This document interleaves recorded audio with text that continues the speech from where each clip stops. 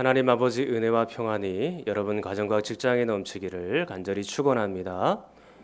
예수 그리스도께서 씨 뿌리는 비유를 많은 사람들에게 무리들에게 들려주셨죠. 그러나 그 해석은 예수님과 함께 있던 사람들 그리고 12명의 제자들에게 해준 겁니다. 그 해석이 4장 14절에 등장하는데 14절에 보니까 씨가 나오죠. 이 씨는 무엇입니까? 말씀이라고 되어 있습니다. 마태복음 13장 19절에 의하면 좀 더 부연하여 설명하고 있는데 천국 말씀 그렇게 나와 있습니다. 그러니까 하나님 나라의 말씀이라는 것이죠. 그리고 씨를 뿌리는 사람들은 누굽니까? 예수 그리스도이고 제자들이고 목사와 같은 저이고 또 여러분들과처럼 하나님의 말씀을 밖에서 전하는 사람들, 그런 사람들이 씨를 뿌리는 사람들이죠. 그러면 이 씨가 땅에 또 밭에 떨어지게 될 텐데 그 밭은 무엇인가요? 사람들의 마음이라고 했습니다. 단순히 사람이라고 하지 않고 마음이라고 했죠. 그러면 이 씨는 마음에 떨어지는 것입니다. 그래서 마음으로 뿌리고 마음으로 받아야 하는 것이죠. 사랑하는 마음으로 뿌려야 되는 겁니다. 그냥 막 뿌리는 것이 아니고 관심을 가지고 영혼을 긍휼히 여기는 마음으로 뿌려야 한다라는 점이죠. 설교 역시 마찬가지입니다. 여러분들에게 증거하고 전할 때 여러분들을 사랑하는 마음으로 이 말씀을 전해야 됩니다. 그럼 여러분들은 어떤 마음으로 받아야 되나요? 사랑하는 마음으로 받아야 되는 것이죠. 이 말씀을 간절히 사모하면서 이 말씀에 은혜 받기 위하여 간절하게 기도하고 그렇게 말씀을 받아야 그래야 서로 간에 열매가 있다라는 점입니다.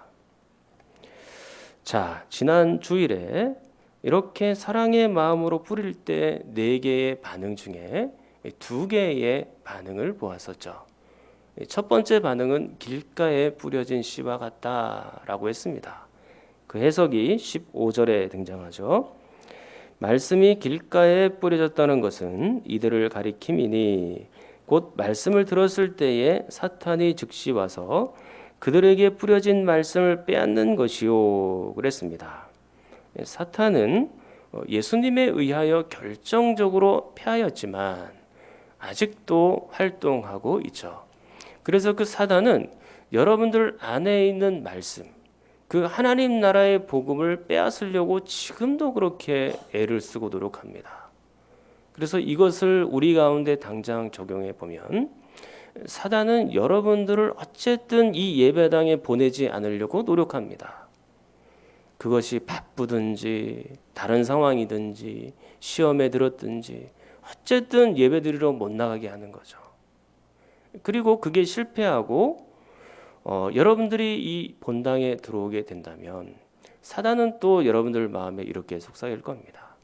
그래, 말씀을 일단은 여기 앉아 있으니까 왔으니까 어떡하겠냐. 근데 너 지금 되게 피곤하잖아. 피곤하니까 살짝 졸지 뭐. 그리고 좀 다른 생각 좀 해라. 그렇게 속삭이고 말할 겁니다. 이 초반부터 주무시면 안 됩니다. 네. 그리고 그 단계에서도 실패하면 마귀는 다음 단계로 갑니다. 그래, 너 말씀을 잘 들으니까 참 고맙다 야. 너 그 이해도 하고 깨닫기도 하고 그래 믿기도 해라. 잘하는 거지. 그런데 순종하지는 말아라. 너 그 말씀에 순종하면 세상에서 엄청난 손해가 있다는 건 알고 있지. 너 그거 잘못 순종하다가는 너 세상에서 낙오되는 거야. 사단은 그렇게 우리에게 말합니다. 사랑하는 성도 여러분, 우리의 마음에 뿌려진 그 말씀의 씨앗의 최고봉, 그 열매의 최고봉은 무엇이냐면 순종이에요. 믿고 순종하는 것이 함께 가는 것입니다. 그런데 사단은 어찌됐든 그 열매를 거두어 가려고 지금도 몸부림을 치고 있는 거예요. 이 순간에도 지금 우리는 수없는 영적인 싸움을 하고 있는 겁니다.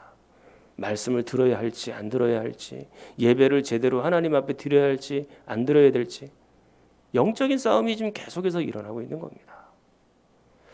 자, 그 다음에는 어떤 밭이 나옵니까? 돌밭이 나오죠. 이 돌밭에 대한 해석은 16절, 17절에 나와 있습니다. 또 이와 같이 돌밭에 뿌려졌다는 것은 이들을 가리킴이니 곧 말씀을 들을 때 즉시 기쁨으로 받으나 그 속에 뿌리가 없어 잠깐 견디다가 말씀으로 인하여 환난이나 박해가 일어나는 때에는 곧 넘어지는 자요 그랬습니다. 처음에는 하나님 나라의 복음, 이 말씀이 잘 들어가는 것처럼 보입니다. 그런데 시간이 지나니까 환난이 오고 박해가 온 겁니다.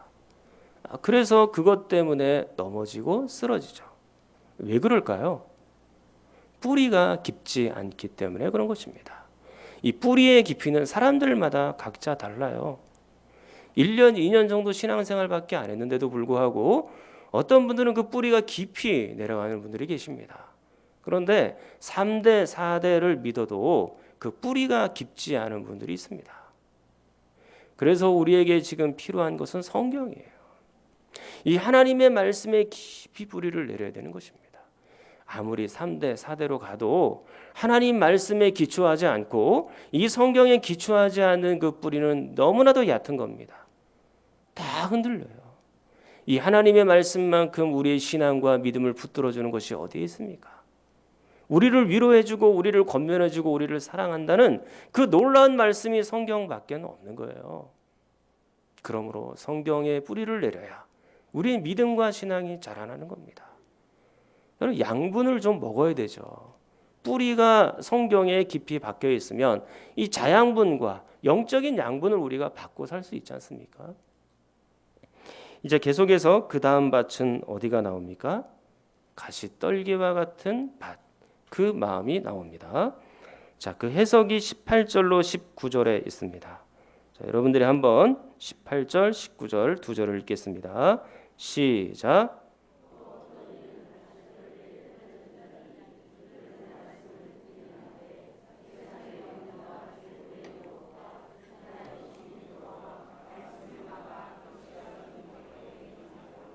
자, 18절에 보면 말씀을 듣기는 하되라고 되어 있습니다. 이제까지 듣는다는 것의 의미를 여러 단계로 여러분들에게 설명을 드렸죠. 그래서 이해하고 깨닫고 믿고 순종하는 단계까지 가야 된다 그랬는데, 문맥에 따르면 오늘 이 들었다라는 단어는 이 믿고 순종하는 단계까지 가지 못한 것 같아요. 그저 이해하는 정도? 그러니까 이 열매가 맺혀지지 못하고 있는 것이죠. 그런데 열매가 맺혀지지 못하는 결정적인 이유가 세 가지가 등장하죠. 무엇입니까? 세상의 염려와 재물의 유혹과 기타 욕심이다라는 것입니다. 지난 주일에 여러분들에게 말씀드리기를 환난과 박해는 열매를 맺지 못하게 하는 내부적인 요인이에요. 외부적인 요인입니다.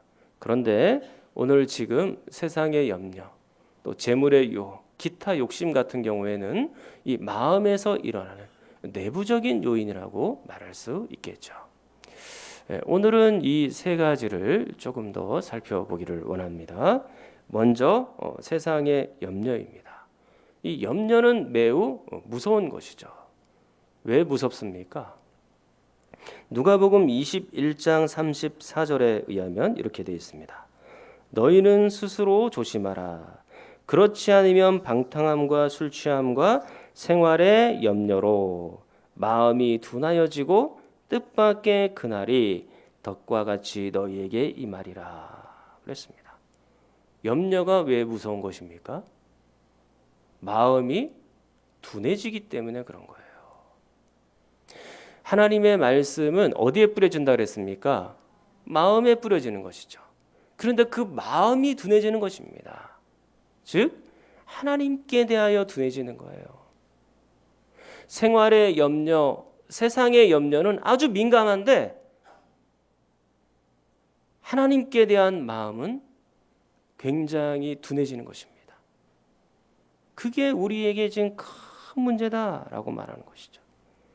그래서 마음이 둔해지니까 하나님께로 가는 길목을 다 차단하는 거예요. 성경은 그렇기 때문에 우리들에게 염려하지 말라고 누차 강조하고 있습니다. 마태복음 6장 31절 너희는 염려하여 이르기를 무엇을 먹을까 무엇을 마실까 무엇을 입을까 하지 말라 그랬습니다. 염려하지 말라는 것이죠. 그리고 빌립보서 4장 6절에 보면 아무것도 염려하지 말랬습니다. 베드로전서 5장 7절에 보니까 너희 염려를 다 주께 맡기라 그랬습니다. 염려하지 말라는 것이죠. 만약에 우리가 계속해서 염려한다면 하나님께 대한 우리의 마음이 매우 둔해져서 가시덤불처럼 그 열매를 맺지 못한다라고 말합니다. 여러분들이 지금 염려하고 있는 것은 무엇인가요? 사업과 가족과 또 직장과 여러분들의 자녀와 또 미래와 뭐 이런 여러 가지 염려들이 있을 수 있겠습니다만 사실 먹고 사는 염려가 가장 클 수 있죠. 우리가 벌어오는 수입에 비하여 지출은 너무 많고 자녀들도 학비를 내야 되고 또 이 자녀들이 나중에 결혼까지 하게 되면 큰 지출이 일어나고 자녀들에게 모든 걸 다 올인했는데 정작 나에 대해서는 준비를 못했죠. 그래서 미래가 어두운 겁니다. 노년에는 이제 어떻게 하지? 걱정스럽죠. 그러나 너무 과도한 걱정은 하나님께서 기뻐하지 않는 겁니다. 너무 과도한 염려는 죄예요. 걱정하지 마십시오. 너무 마음속에 그 염려를 담고 살지 마십시오. 우리 하나님께서 먹이시고 입히시는 것 아닙니까? 공중의 새를 보라. 내가 먹이고 입히는 거 아니냐. 들에 지나가는 꽃을 보아라. 그것도 내가 다 기르는 거 아니냐. 뭘 그렇게 너희들이 염려하냐. 너희들은 하나님의 자녀 아니냐. 하나님이 먹이시고 입히시겠다는데 하나님의 능력으로 그렇게 하시겠다는데 여러분들이 뭘 그렇게 과도하게 염려하십니까? 우리가 진짜 걱정하고 염려해야 될 것은 따로 있어요. 디모데전서 3장 7절에 보니까 마귀의 올무에 빠질까 봐 염려하라 그렇게 되어 있습니다. 마귀의 올무에 빠질까 염려하라 그랬어요. 우리가 마귀들이 우리에게 찾아와서 우리 가운데 있는 말씀을 먹어버리고 그리고 우리 가운데 있는 마음을 아주 둔하게 만들어서 그 열매까지 맺혀지지 못하게 할까 봐 그걸 염려하라고 말씀하고 있는 겁니다. 이건 영적인 염려예요. 세상의 염려하고는 다릅니다. 우리는 세상에 대해서는 너무 많이 염려해요.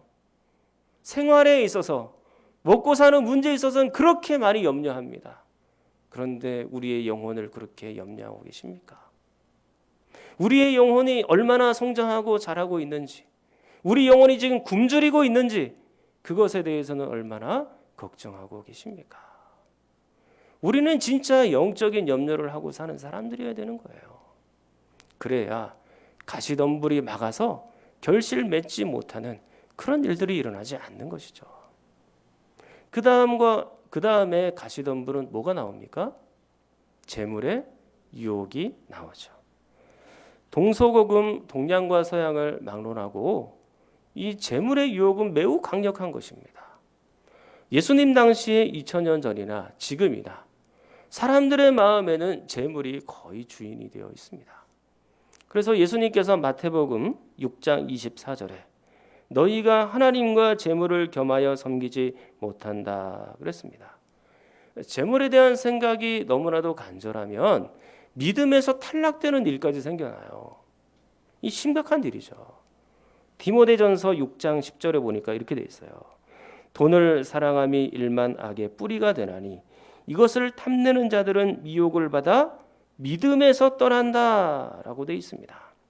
그러니까 돈을 너무 사랑한 나머지 믿음에서 떠나가고 있는 거예요. 하나님과 재물, 우리는 어느 쪽을 지금 더 사랑하고 있습니까? 우리가 하나님을 잘 믿고 섬겨야 된다는 거 알죠?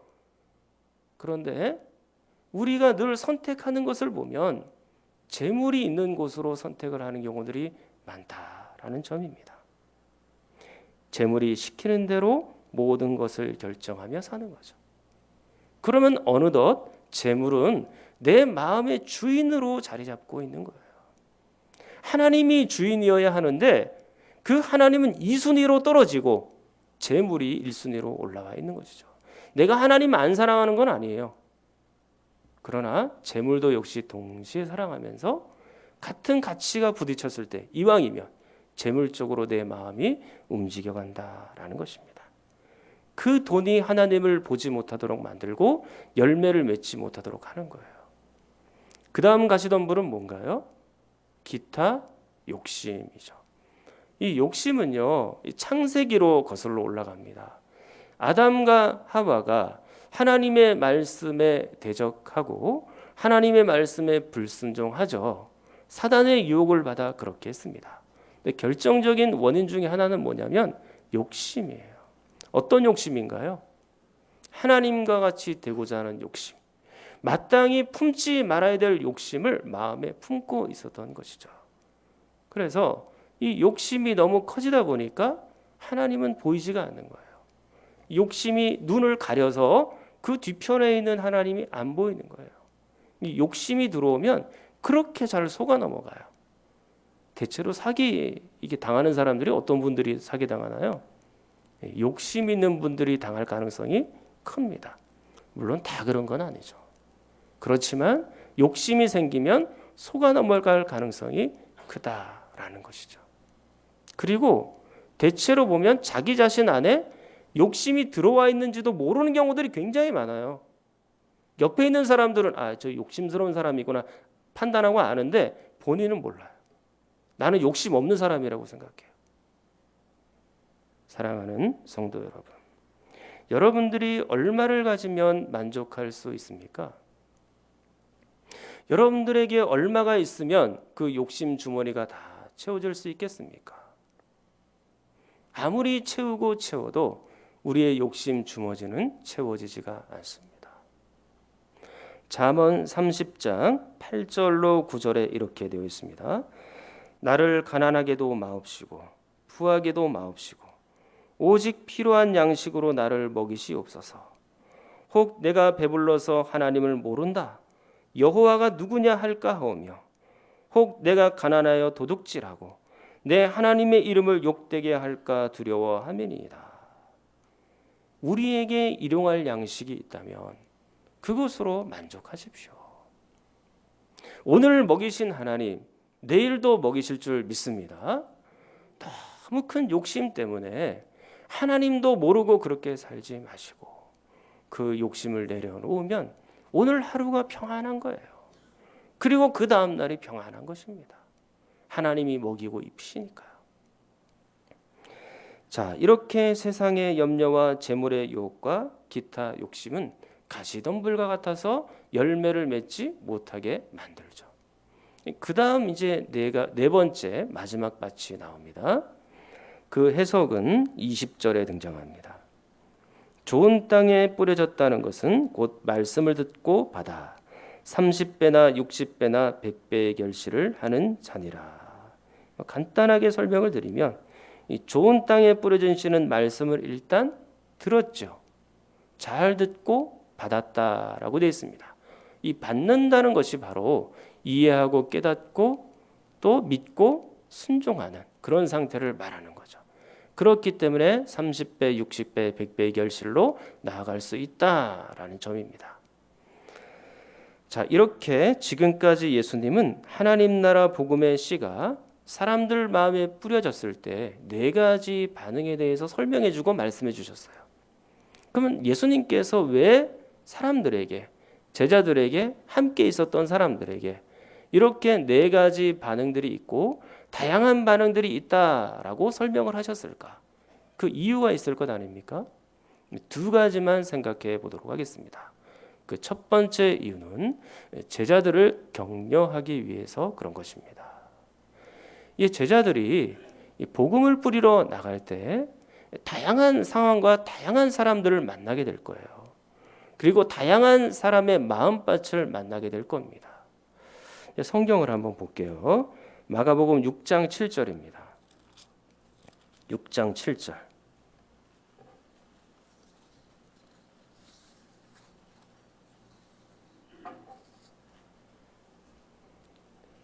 열두 제자를 부르사 둘씩 보내시며 왜 보내셨을까요? 복음을 전하라고, 씨를 뿌리라고 보내는 거죠. 그 뒤에 더러운 귀신을 제어하는 권능을 주시고, 이것은 하나님 나라 확장을 말하는 것이니까 둘씩 보내어 복음을 뿌리도록 합니다. 11절을 보십시오. 어느 곳에서든지 너희를 영접하지 아니하고 너희 말을 듣지도 아니하거든. 그렇게 돼 있어요. 그러니까 너희가 전한 복음을 강력하게 거부하는 사람들도 있을 것이다 라는 것을 전제하여 말씀하고 있는 것이죠. 그러니까 다양한 상황들이 펼쳐지는 거예요. 다양한 사람들의 마음밭이 보이는 겁니다. 심지어는 사도행전 7장에 보면 스데반이 나옵니다. 그 스데반이 길게 설교를 하죠. 설교를 하고 난 이후에 많은 사람들이 마음에 찔렸습니다. 찔렸으면 어떻게 해야 돼요? 회개하고 돌아와야 되잖아요. 그게 아닙니다.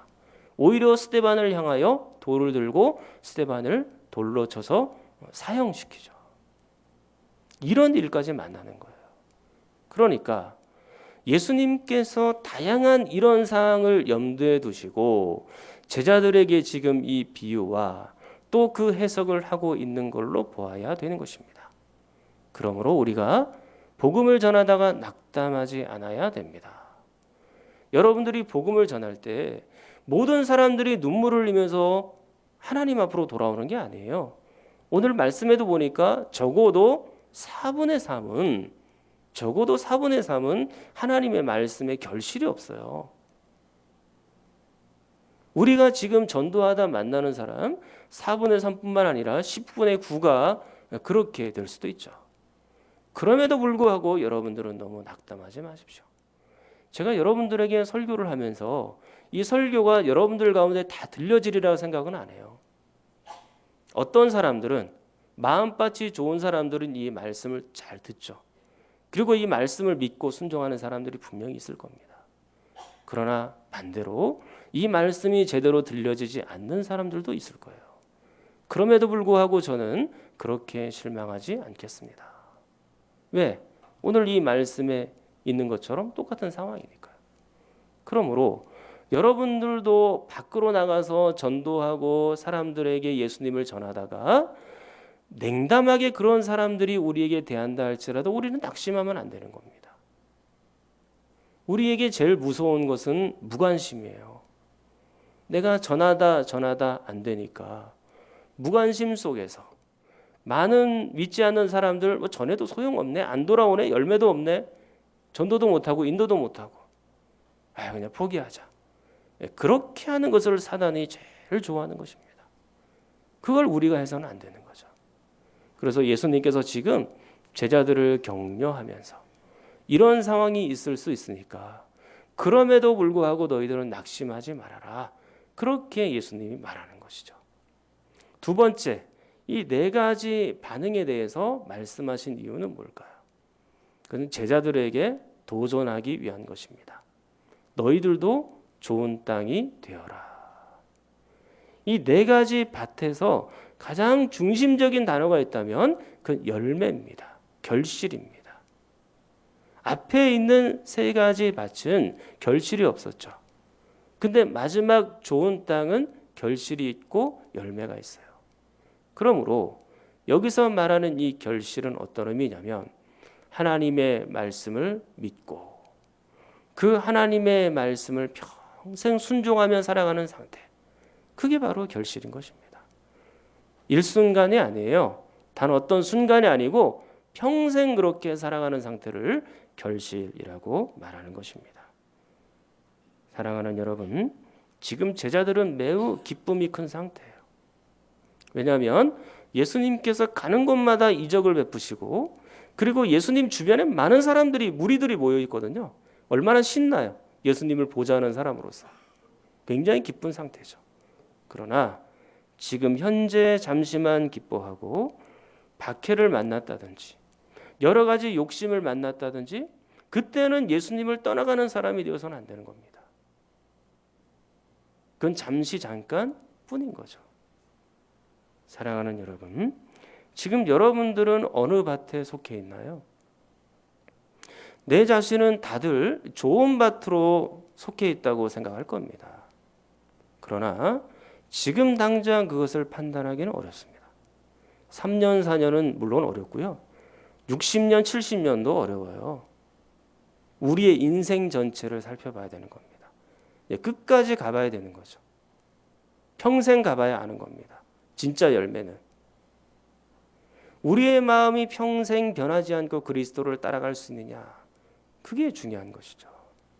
어떤 분들은 그 한순간만 열심히 하나님 앞에 봉사하고 예수님을 잘 따라가는 것처럼 그렇게 보입니다. 그러나 환난이나 박해가 오고 또 세상의 염려가 많아지고 또 재물의 유혹이 있고 또 기타 욕심이 들어오면 그 예수 그리스도를 떠나버리고 마는 거죠. 그것은 평생 하나님을 섬긴다, 또 열매가 있다라고 말하기가 어렵습니다. 중도에 탈락되면 안 되는 거예요. 중도에 탈락되면 하나님이 그렇게 기뻐하시지 않는 겁니다. 물론 어떤 사람은 평생 열매를 30 정도만 맺을 수 있고 어떤 사람은 60, 어떤 사람은 100 정도를 맺을 수 있겠죠. 열매 양과 질들은 조금씩 다를 수는 있겠지만 그러나 평생 가야 됩니다. 중간에 낙담하거나 포기하지 마십시오. 제 말씀을 정리토록 하겠습니다. 가시덤불에 뿌려진 씨는 세상의 염려와 재물의 유혹과 기타 욕심으로 하나님도 하나도 안 보이고 결국에는 그 결실을 막아버리죠. 좋은 땅에 뿌려진 씨는 어때요? 말씀을 잘 듣고 그리고 그 말씀을 잘 받아서 30배, 60배, 100배의 결실을 맺는 자입니다. 예수님께서 이런 여러 가지 반응이 있다는 것을 들려주신 이유는 두 가지였죠. 첫 번째 이유는 뭐였습니까? 첫 번째 이유는 제자들을 격려하기 위하여. 너희들이 나가서 말씀을 뿌릴 때 많은 사람들이 복음을 거절할 수 있다 라는 것을 염두에 두고 제자들을 격려하는 거죠. 두 번째 이유는 뭡니까? 우리에게 도전하는 것이죠. 너희들이 좋은 땅이 되어라. 사랑하는 성도 여러분, 우리가 좋은 땅이 되지 않으면 다른 사람들을 변화시킬 수가 없습니다. 우리가 좋은 땅이 되지 않으면 다른 사람들에게 좋은 영향력을 미칠 수가 없는 거예요. 저는 여러분들이 좋은 땅으로 남아 계셔서 30배, 60배, 100배의 결실을 맺는 소중한 성도들이 되기를 간절히 축원합니다. 통성으로 기도하겠습니다. 하나님 아버지, 이 세상 염려와 재물과 욕심 때문에 우리 마음밭이 망가지는 일이 없게 하여 주시고 항상 좋은 땅을 유지하도록 도와주시옵소서. 욕심에 묵은 땅은 기경되고 말씀이 잘 자라는 토양으로 변화되게 하여 주시옵소서. 우리 성경 잔원이가 몸이 아픈 분들을 위해서도 함께 기도합니다.